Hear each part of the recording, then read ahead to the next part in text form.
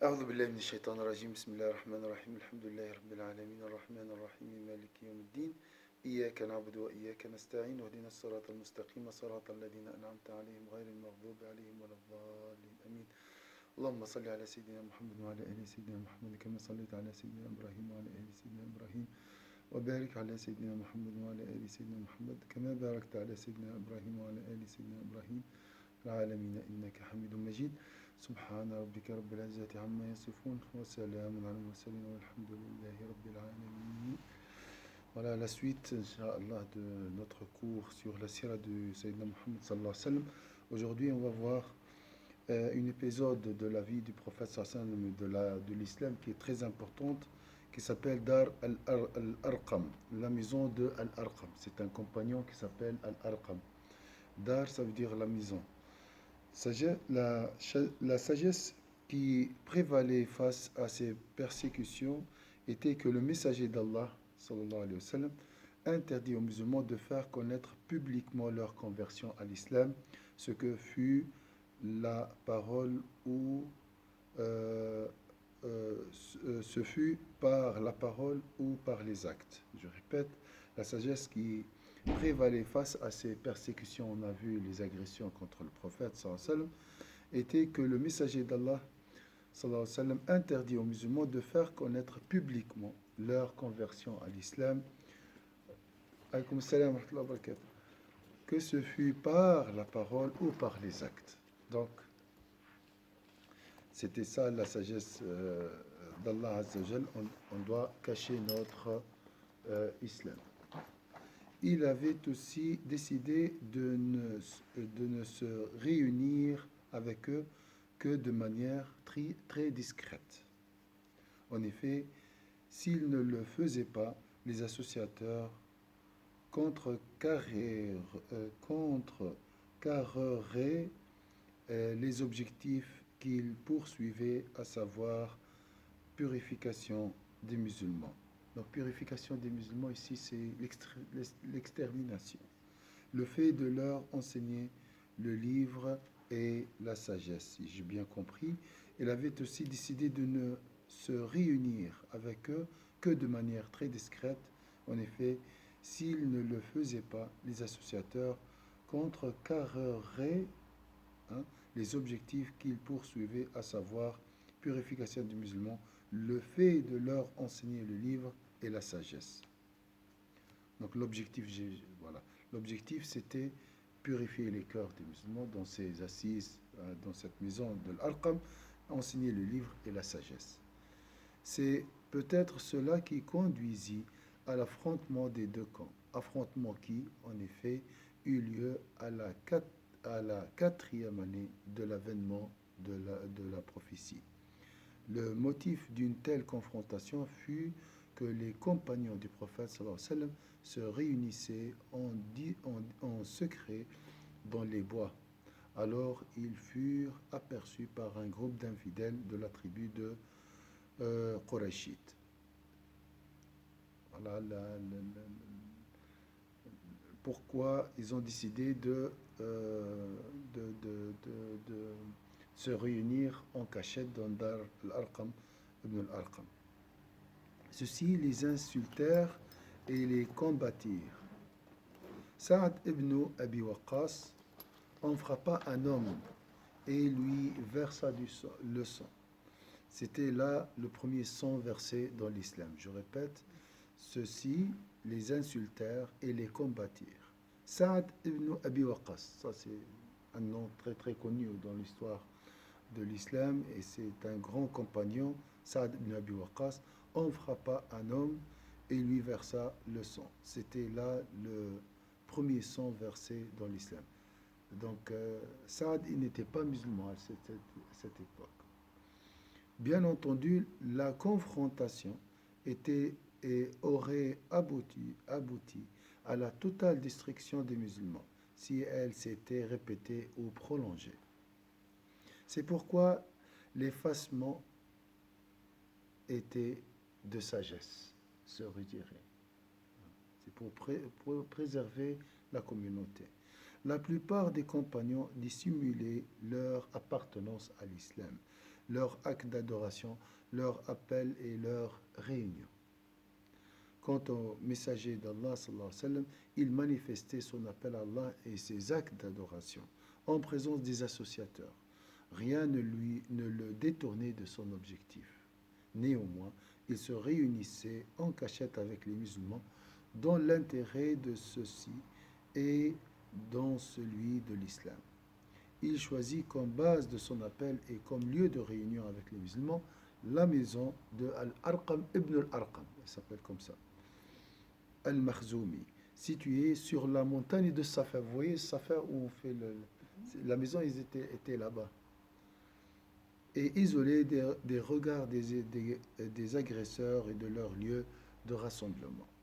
Dans ce lieu, il leur récitait les versets d'Allah, les purifiait et leur enseignait le livre et la sagesse. La première émigration vers l'Abyssinie. La première immigration vers l'Abyssinie. Les persécutions commencèrent au milieu ou à la fin de la 4e année de la prophétie. D'accord ? D'abord insignifiantes, ces persécutions, jour après jour et mois après mois, s'intensifièrent et s'aggravèrent au milieu de la 5e année, de manière si violente qu'ils ne pouvaient plus vivre à la Mecque. Il leur fut recommandé de penser à une stratégie propre à les préserver de l'atrocité des supplices. Face à cette situation, la sourate Az-Zumar, dégroupe, la sourate dégroupe. Donc, je ne sais pas si vous pouvez trouver, c'est à la fin, pas à la fin, dernier,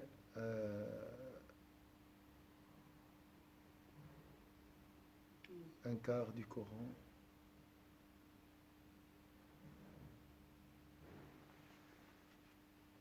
Un quart du Coran. Oui, après Yassine, après Safat, Sad, on trouve Zumar. Ah oui. Ouais.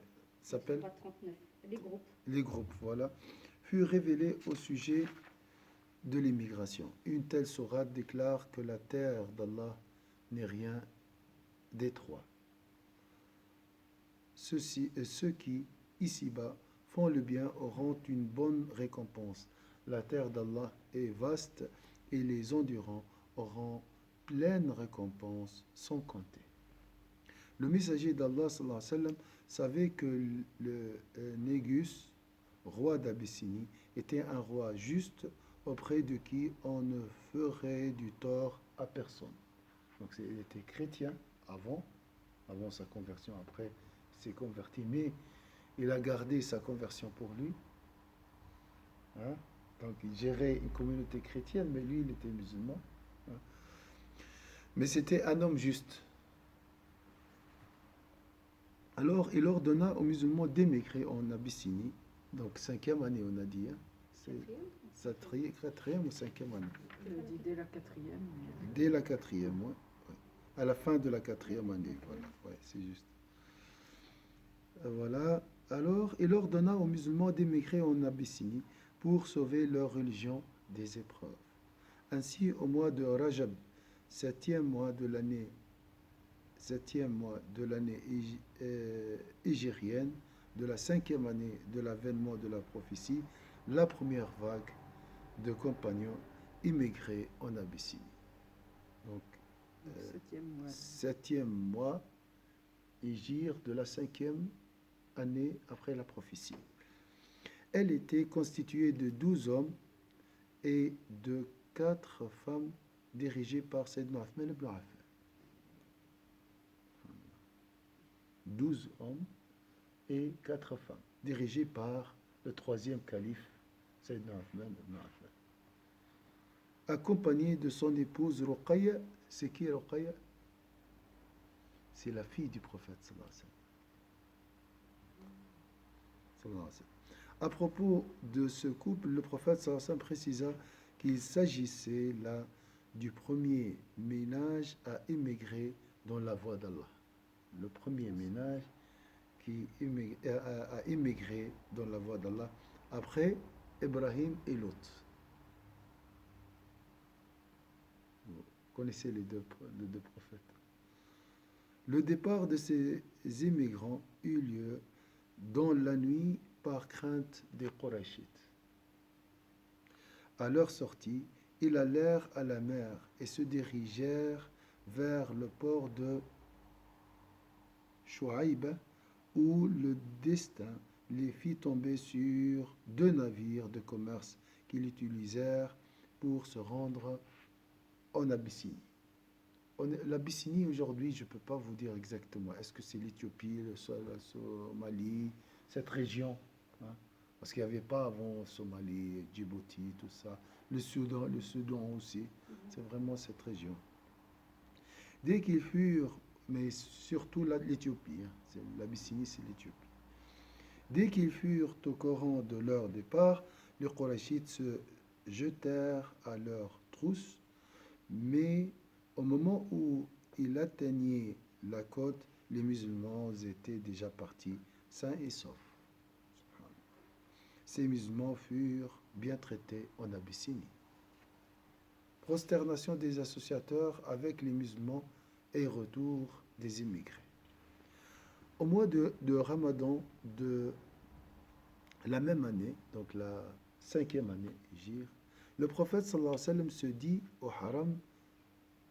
rendit au haram où il avait une multitude de Qurayshites, y compris les seigneurs et les grands chefs.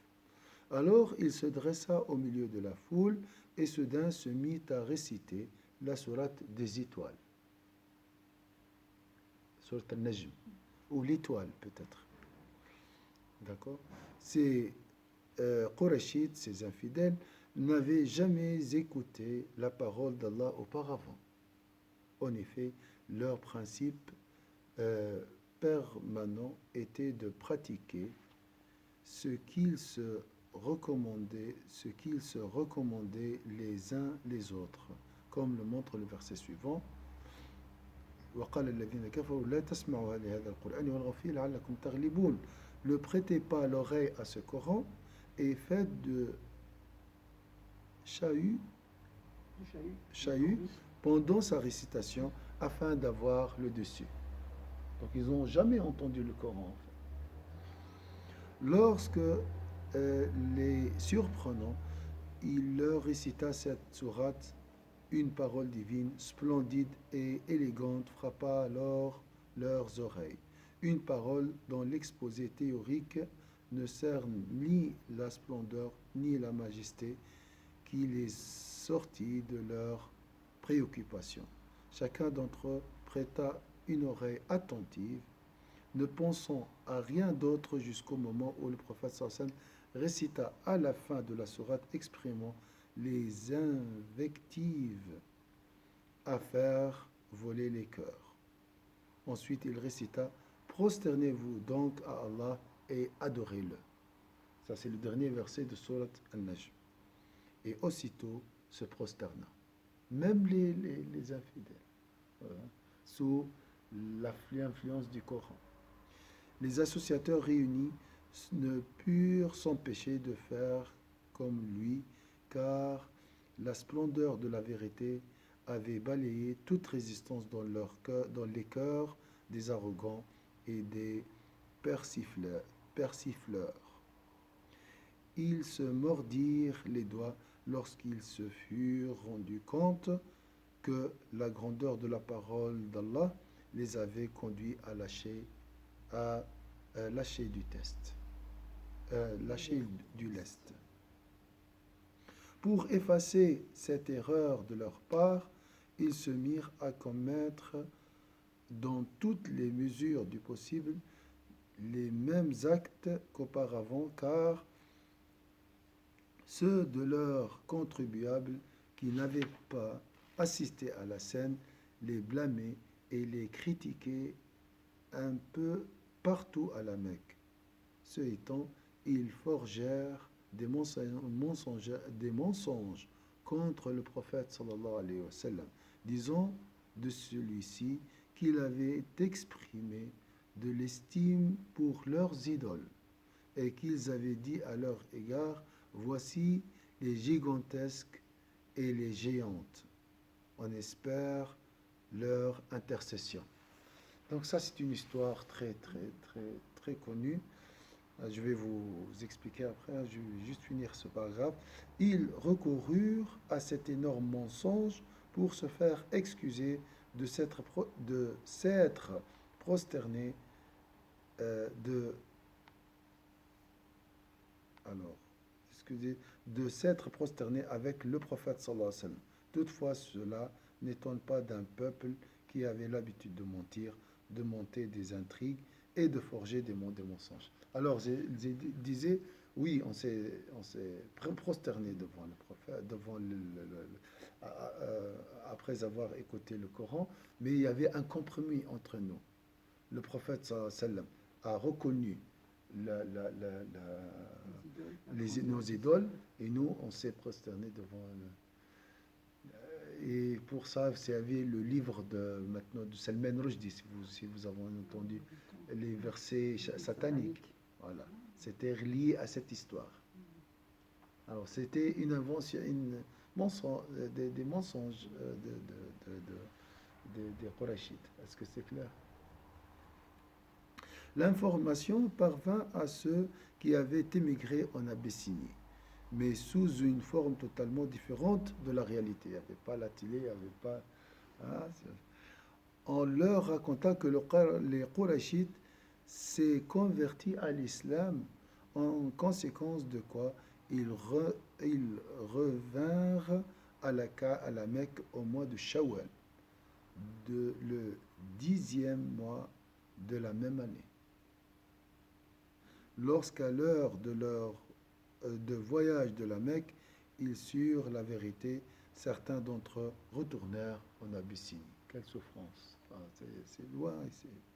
Les autres n'accédèrent à la Mecque qu'en se cachant ou avec l'aide d'un des Qurayshites. La deuxième émigration en Abyssinie. Les Qurayshites s'acharnèrent sur les immigrants et les autres musulmans que leurs propres clans tribaux attaquaient aussi. Il leur était difficile d'admettre la nouvelle selon laquelle le Négus avait bien reçu et traité les immigrants. Face à cette situation, le messager d'Allah sallallahu alayhi wa sallam, ne put s'empêcher de demander à ses compagnons de retourner en Abyssinie. Cette deuxième émigration était plus dure que la première car les Qurayshites s'y attendaient et tenaient à la faire échouer. Cependant, les musulmans étaient plus rapides. Allah leur ayant facilité le voyage, ils parvinrent en Abyssinie avant de se faire rattraper. Cette fois, la délégation comportait 83 hommes, si l'on compte Ammar, dont on doute de l'immigration, et 18 ou 19 femmes. Le complot des Qurayshites contre les musulmans émigrés en Abyssinie. Les associateurs tenaient coûte que coûte à empêcher les immigrés de trouver un refuge pour eux-mêmes et pour leur religion. Aussi choisirent-ils deux hommes robustes et intelligents, à savoir Amr ibn al-As. On dit c'est l'homme le plus intelligent des Arabes, hein, c'est très intelligent, et Abdullah ibn Abi Rabi'a, avant leur conversion à l'islam, qu'ils envoyèrent charger des cadeaux les plus précieux auprès de Négus et de ses patriarques. Les deux hommes munis des cadeaux arrivèrent chez les patriarques auxquels ils fournirent des arguments en faveur de l'expulsion des musulmans. Et, après que ceux-ci fussent d'accord de proposer au Négus de les expulser, rencontrèrent le Négus même à qui ils offrirent les cadeaux et parlèrent en ces termes. Ô roi, ils se réfugient dans votre pays de jeunes stupides qui, ayant quitté la religion de leur peuple, n'ont pas pour autant embrassé la vôtre. Ils ont apporté une religion qu'ils ont créée de toutes pièces et que personne ne connaît, ni nous, ni vous-même. Aussi avons-nous été dépêchés auprès de vous par les nobles de leur peuple, par leurs pères, leurs oncles et leurs clans qui vous demandent de les leur rendre, car ils veillent sur car ils veillent sur eux mieux que quiconque et savent mieux que quiconque ce qu'ils ont eu à leur reprocher. Les patriarques dirent effectivement, Sire, rends-les leur, qu'ils retournent avec dans leur pays et auprès de leur peuple.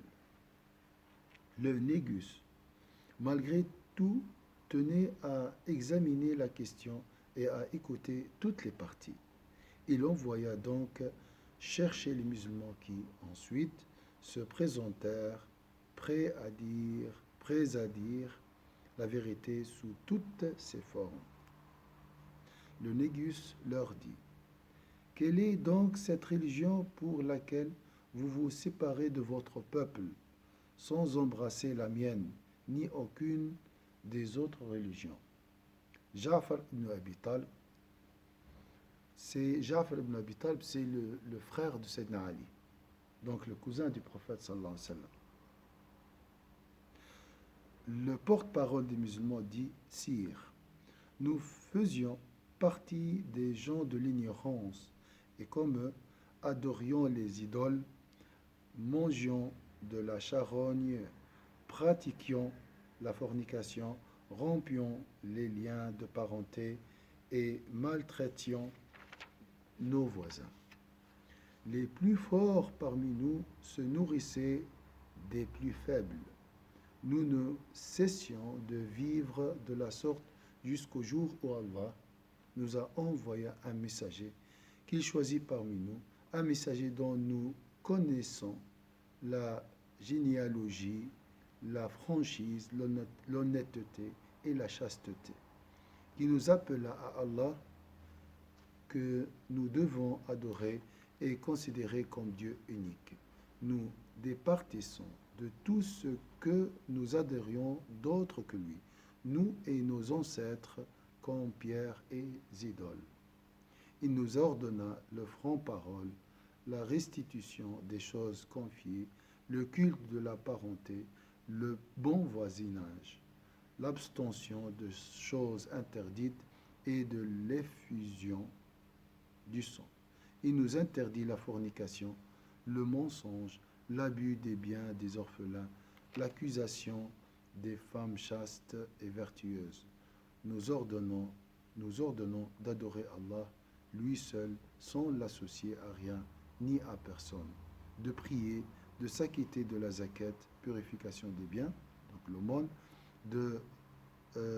et d'observer le jeûne. Sur ces bases, nous avons cru en lui et en sa mission. Nous l'avons suivi dans la pratique de la religion qu'il nous a apportée. Aussi avons-nous adoré Allah, lui seul, sans l'associer à rien d'autre. Avons considéré comme illicite ce qu'on nous a interdit et comme licite ce qu'on a ordonné. Alors notre peuple nous a indexés, torturés, tourmentés à cause de notre religion. Cherchons à nous ramener à l'adoration des idoles au lieu d'Allah, le Très-Haut, aux perversités que jadis nous considérons comme licites. Lorsqu'ils nous eurent contraints, maltraités et taquinés et traqués, ne nous laissant aucune chance de pratiquer notre religion, nous fuyâmes vers votre pays, car nous vous avons choisi à l'exclusion des autres pour être sous votre protection et nous espérons, sire, sire, qu'auprès de vous, nous ne subirons aucune forme d'injustice. Le Négus dit alors, peux-tu me dire tant soit peu de ce qu'Allah a révélé? Oui, répondit Ja'far. Le Négus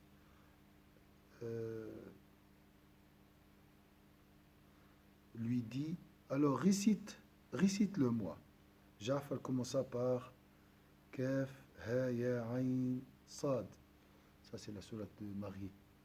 Le début de la sourate Maryam, Marie. Ma foi, le Négus pleura alors à se mouiller la barbe. Ses évêques pleurèrent aussi à mouiller leurs livres lorsqu'ils eurent entendu la sourate. Le Négus dit ensuite aux évêques, il ne fait pas de doute que ceci et ce que Moussa avait apporté sortent de la même niche. Je ne sais pas si Moussa ou Jésus peut-être. Ah, Se retournant vers les deux émissaires, il dit, allez-vous-en, je ne vous les livrerai pas. Allez-vous-en, je ne vous les livrerai pas, ils sont sous ma protection. Amr ibn al-As et son compagnon sortirent, mais le premier dit au second, je jure par Allah que demain je reviendrai avec de quoi les faire expulser. Abdullah ibn Rabi'a s'adressa à lui en ces termes, ne le fais pas, ce sont des parents même s'ils nous ont contrariés. Cependant, Amr ibn al-As persista dans sa démarche et, le lendemain, dit au Négus, ils disent des choses étranges de Isa, le fils de Marie. Celui-ci envoya chez les musulmans leur demander ce qu'ils pouvaient bien dire au sujet de Messie. Les musulmans paniquèrent, mais s'entendirent entre eux pour ne dire que la vérité. Vous avez vu le film de Le Messager, hein, il explique beaucoup, il nous facilite l'explication. Dès leur arrivée à la cour, le Négus les interrogea et alors Ja'far répondit, nous disons de lui ce que nous a apporté notre prophète sallallahu alayhi wa sallam, à savoir qu'il est le serviteur, le messager, l'esprit et la parole d'Allah insufflée à la Vierge Marie. Donc une réponse juste, mais mystérieuse, parce qu'il y a la parole d'Allah Azza wa Jal, insufflée à la Vierge Marie. Donc la création de Jésus est mystérieuse, comme la création d'Adam. Mais il reste toujours un homme, un prophète. Le Négus ramassa un bâton à la terre et dit, ce que tu viens de dire ne dépasse la vérité sur Isa ibn Maryam que de la longueur de ce bâton. Si, ajouta-t-il, voyant que ces patriarques faisaient la moue, c'est juste, hein, il dit aux musulmans, allez, vous êtes en sécurité sur ma terre. Quiconque vous insulte payera une amende. Quiconque vous insulte payera une amende. Quiconque vous insulte payera une amende. Je n'aimerais pas avoir une montagne d'or si je devais l'obtenir en portant préjudice à l'un d'entre vous. C'était un homme, comme il a dit le prophète sallallahu, un homme juste. Il dit ensuite à son entourage, rendez-vous leur cadeau. Je n'en ai pas besoin. Je jure qu'Allah n'avait pas reçu de moi des pots de vin en me rendant mon royaume. Pourquoi donc y prendrais-je des pots de vin? J'obéirai à la volonté des gens aussi longtemps que ceux-ci obéiront à ma volonté. Salama, qui racontait cette histoire, dit: les deux émissaires sortirent renfrognés avec tout ce qu'ils avaient apporté. Nous ne fûmes bien logés et traités. Il s'agit d'un rapport fait par Ibn Ishaq. Certains mentionnèrent que l'envoi de Amr ibn al-As chez les Négus eut bien lieu après la bataille de Badr. D'autres soutiennent que l'envoi auprès de ce Négus eut lieu 2 fois, mais que la question et les réponses rapportées entre lui et Ja'far lors de la première émigration étaient presque les mêmes que les questions et réponses mentionnées par Ibn Ishaq. Après tout, le contenu des questions formulées montre bien qu'il s'agissait là de la première plainte adressée au Négus. La violence des supplices et la tentative de supprimer le messager d'Allah. Ayant échoué dans leur complot visant à la récupération des émigrés, les associateurs s'emportèrent en proie à une colère manifeste. Resserrant l'étau, ils fendirent sur le reste des musulmans, étendant même le mal au messager d'Allah sallallahu alayhi wa sallam. Leur comportement montrait bien qu'ils voulaient supprimer le prophète sallallahu alayhi wa sallam pour extirper la racine du mal qui, selon eux, les privait de sommeil. Quant aux musulmans, ceux d'entre eux qui étaient restés à la Mecque étaient d'un nombre très réduit. Ils étaient soit détenteurs de noblesse et d'immunité, soit protégés par quelqu'un. Malgré tout, ils dissimulaient leur conversion à l'islam, évitaient autant que possible de s'exposer au regard des agresseurs. Toutefois, une telle précaution ne les préserva